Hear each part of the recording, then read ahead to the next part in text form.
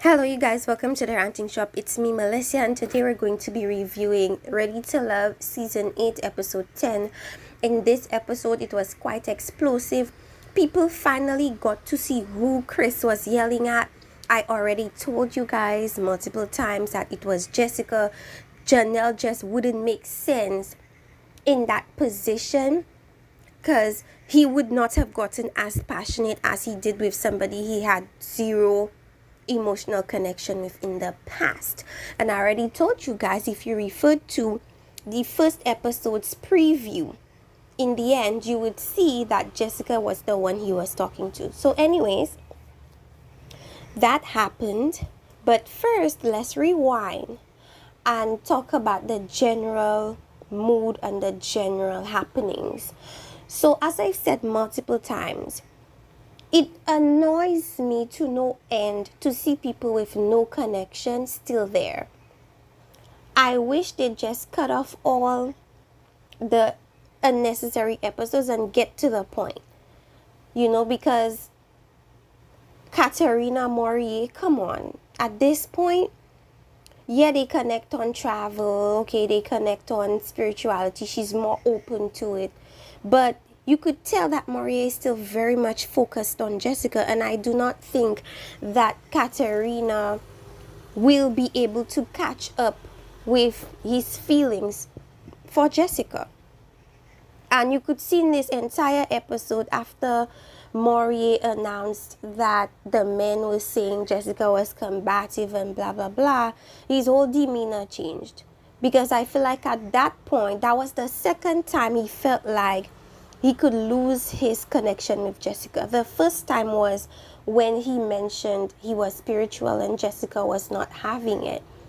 And you could see how he acts when he feels like anxious, where he doesn't know how that person is gonna react or what the connection is gonna amount to. So in this episode, he actually decided to go away from the conversation they were discussing about who said Jessica was combative. And essentially what Mario was saying was that he doesn't understand why Chris doesn't admit that he was the one that said it. Like instead of making people feel like, suspicious and questioning everybody, just say it was you. We saw in the beginning that it was Chris that said it. Everybody is not, the viewers would not be surprised or are not surprised that it came from Chris, because Chris constantly says she's argumentative, she's combative and stuff of that sort. So Jessica was absolutely right that it did come from Chris. I've never ever seen Jessica be combative, ever. In all the episodes that we've seen on this show, Jessica has never been combative. And what I hate is that people, just like Chris, are using the word willy-nilly. I will give grace to Chris just because I don't know if there was a situation that he had with Jessica that either wasn't included in the episodes, or it wasn't filmed, or it was somewhere that we couldn't see. Okay, I'll give him grace for that. But for the viewers to say that Jessica acts combative, it's just crazy to me. And it speaks to the fact that people just use words without knowing what these words mean, without knowing examples of that word in action, words these people have probably never used before. They're saying Jessica was not combative. I will say that. What I will say, and somebody did clarify in the comment section, was that she was opinionated and a bit defensive, but to say that she was combative, I would never agree to that statement. Janelle, on the other hand, is who has been combative throughout this entire season. The fight with Tequila, her saying that Quinton is her man, her speaking up most of the time and being very eager to argue or to defend or to, speak her speech. with no opposition. That's Janelle. That's not Jessica. I hate that because they're friends. People say whatever Janelle does, they say Jessica does it. Show me where you guys have ever seen Jessica be combative. The most I've seen her do is have a very strong personality and presence. That's all. She doesn't argue with anybody. She doesn't insult anybody. The most she does is facial expressions when she feels away. But it's Janelle that speaks. Janelle is the mouthpiece. So I'm not going to take that for Jessica. All right? You guys need to go back to the dictionary and look for the word combative and come again and tell me if y'all saw Jessica being combative. Because she was never that. Maybe Chris had that experience with her, but as viewers, we cannot say we saw that from Jessica. So we have no place to talk in regards to that aspect of things. Okay? So in this particular episode, I definitely saw where the division began with the ascendancy people like Lee, Katarina, Aries. We saw the division between them and the more tougher working girls, Jessica and Janelle. I think this episode further illustrated why there was a divide, and it probably all stemmed from Chris. Though the resting girls, we already know whether they say it or not based on their facial expressions and interactions with Janelle specifically. We see that they already had issues with Janelle. They feel as if Janelle doesn't know how to speak to people. That was already something that was established. What further rocked the divide, and let me just say, Aries was trying to be neutral the entire time. As per her interview with Crystal XO, she never placed herself as, oh, I'm with this side and I'm with that side. She always maintained that she was neutral in the situation because she never came into Ready to Love to form girl bonds, you know, and to argue with other women. She came there focused on the men. So we saw that very clearly there with Chris. Now, what I didn't like was that during the women's lounge, they finally started discussing Chris. And Jessica is saying, I know where that came from. It came from Chris because I've had prior experiences with him where he's used that word. Right? Katarina is trying to say, okay, well, he said he didn't say it. Aries is saying he said he didn't say it. Lee is saying he said he didn't say it. I mean, people lie every day. But what I realized was that when you already don't like somebody, or when you already have issues with the way somebody is, any excuse to further go against that person, you're gonna take it and run with it. Right? So, of course, Katarina also added, well, if that's the experience he had with you, well, he should be allowed to use that word. Fair enough, Katarina. Fair enough. However, we as viewers never saw Jessica behave in the manner that Chris is saying she behaved. Right? And what really irritated me with Chris was that when he found or got the opportunity to admit that he said these words, he chickened out. And instead of admitting it, he lied and told these other women he didn't say it, when these men know that it came from Chris. But you see how the men operate as opposed to the women. I'm pretty sure if it was the women, they would have already called out the person. But because men and bro code and this level of secrecy they have with each other, nobody said it was Chris. They were waiting for Chris to say it was him. Jessica already knows it was Chris though, so it's like there did not need to be an admission from him. She already knew it came from him. But what annoyed me was just the fact that the women were like, oh, he said he didn't say it. So then who said it? If we think about it logically, even if we did not see him saying it, even if they didn't post that clip, why would Philip say that? We never really see Philip and Jessica interact. Why would Maurier say that? Maurier said he actually likes that demeanor that people don't like about Jessica, that toughness, that boss attitude that she has. He likes that, so he wouldn't call her combative. And then we have Quinton. Quinton admitted that he doesn't agree that she's combative. So who else would say it other than Chris? Like, let's use our grown-up brains. Anyways, so that happened.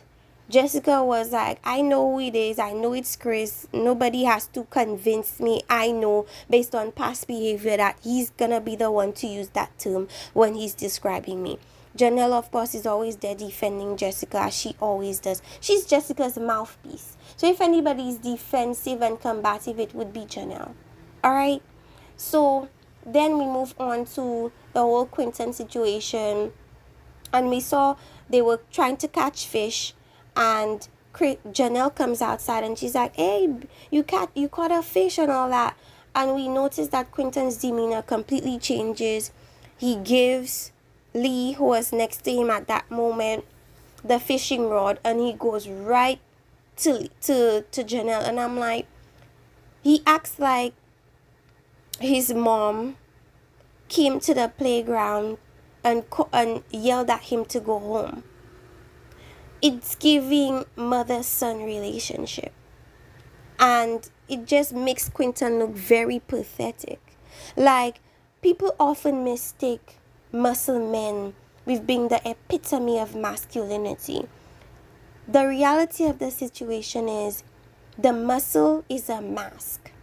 The muscle is an over exaggeration of what they lack. So these could be the most beta men you'd ever meet, but put on some muscle and it's gonna fool anybody, but not for long, because you're still gonna be who you are. The muscle is just a visual distraction, but to get down to the core view, people would eventually find out that the muscle is a facade. So Quinton, the way he's been acting these last couple episodes has really turned me off, because he acts like he has no backbone. He acts like he doesn't want to get on his mother's bad side. So everything she says, he agrees to it with very little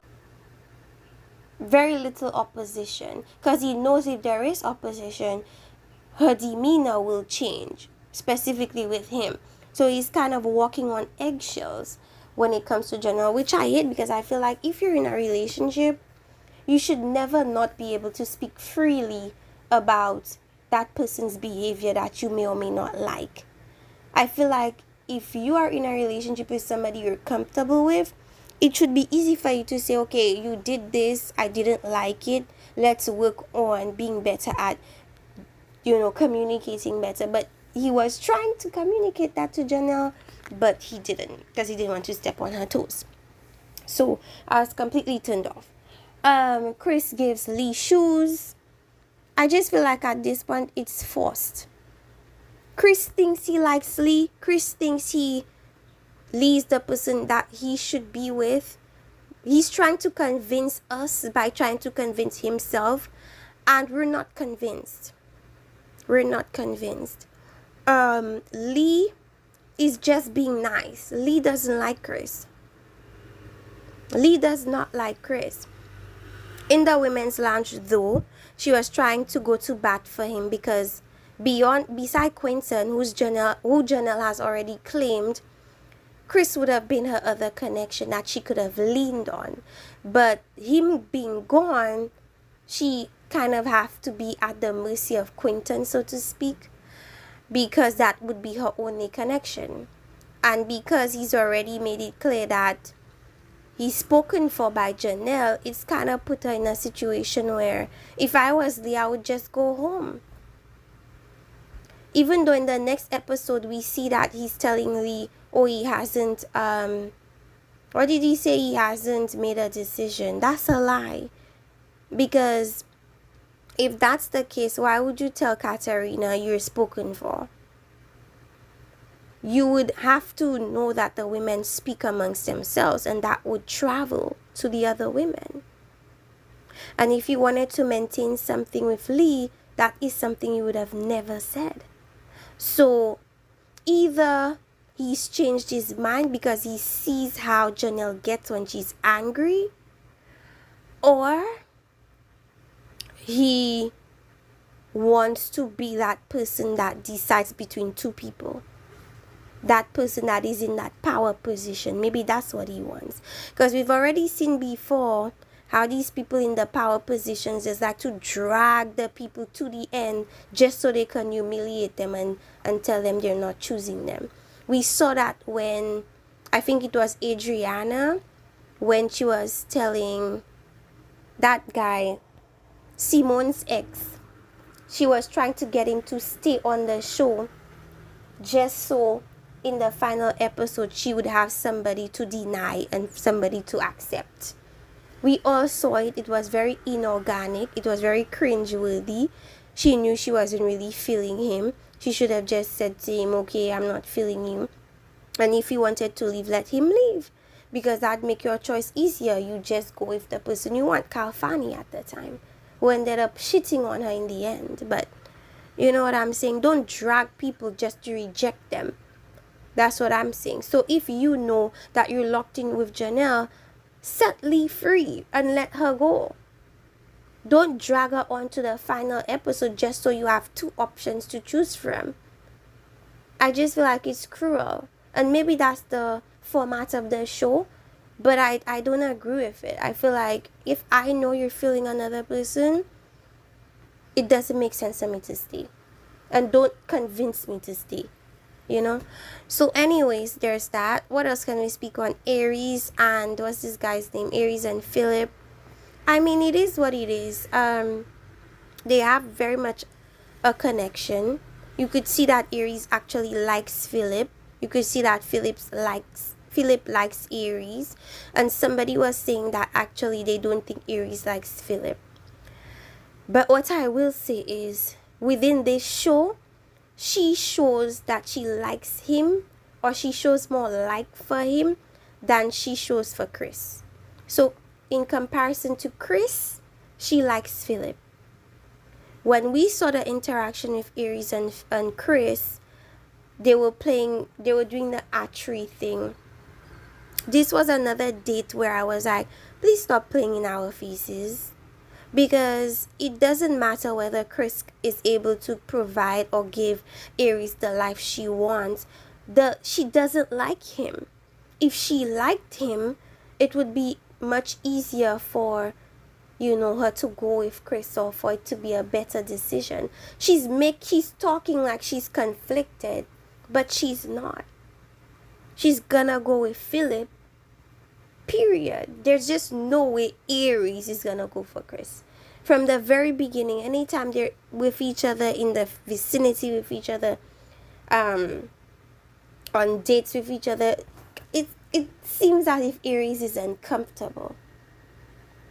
She seems uncomfortable with Chris. So, and actually, after seeing Crystal XO's interview with Aries, and the way Chris has been acting with Jessica, Aries is more like Jessica than he thinks. So I absolutely don't think that relationship would work either way. And instead, these women take these little red flags into consideration. Their dislike for Janelle and Jessica outweighs the fact that Chris is a walking red flag. Even though Lee has said countless times in her interviews, oh, Chris is absolutely the best. Chris is perfect. Chris is amazing. We cannot deny what we saw. This man cussed out Jessica for no reason. I didn't see Jessica say anything that was offensive to him, for him to get so angry to the point of swearing at this woman. I don't get it. And people would still defend Chris. I don't care about team nobody. I just care about what I saw and what I deem right and what I deem wrong. And the way Chris has been interacting with Jessica has been wrong. The way he cussed and yelled at her when she told him he wasn't ready to love, he was the one being combative. So we can even say that he was kind of, you use this word when you're trying to say that somebody's putting off their stuff onto you. That's what he was doing. Jessica's never been combative. Maybe her mouth, she has a smart mouth. Maybe there's certain things that she does or says that irritates him. But to say that she's combative, right?